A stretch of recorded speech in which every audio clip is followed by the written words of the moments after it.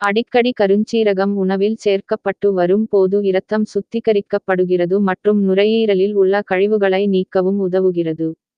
வயிற்றில் அல்சர் உள்ளவர்கள் கருஞ்சீரக பொடியை தண்ணீரில் கலந்து தினமும் குடித்து வந்தால் புண்கள் ஆறிவிடும்.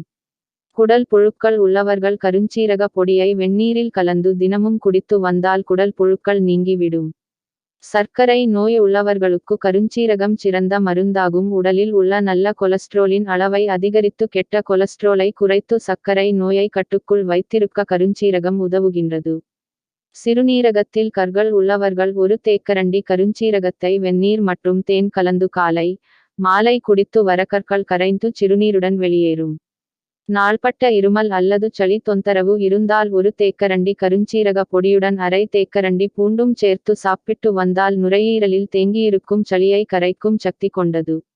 50 கிராம் கருஞ்சீரகம், 250 கிராம் வெந்தயம், 100 கிராம் ஓமம் இந்த 3 பொடிகளையும் ஒன்றாக கலந்து எடுத்த பின் தினமும் ஒரு தேக்கரண்டி வெதுவெதுப்பான நீரில் கலந்து இரவில் உணவு உட்கொண்ட சிறிது நேரத்துக்கு பின் குடித்து வர வேண்டும். இதை குடித்த பின் எந்த உணவும் உண்ணக்கூடாது. தொடர்ந்து 48 நாட்கள் சாப்பிட்டு வந்தால் உடலில் தேங்கியிருக்கும் அனைத்து நச்சுக்கழிவுகளும் அகன்றுவிடும். மற்றும் இரத்தம் சுத்திகரிக்கப்பட்டு சீரான இரத்த ஓட்டத்தை பெற முடியும்.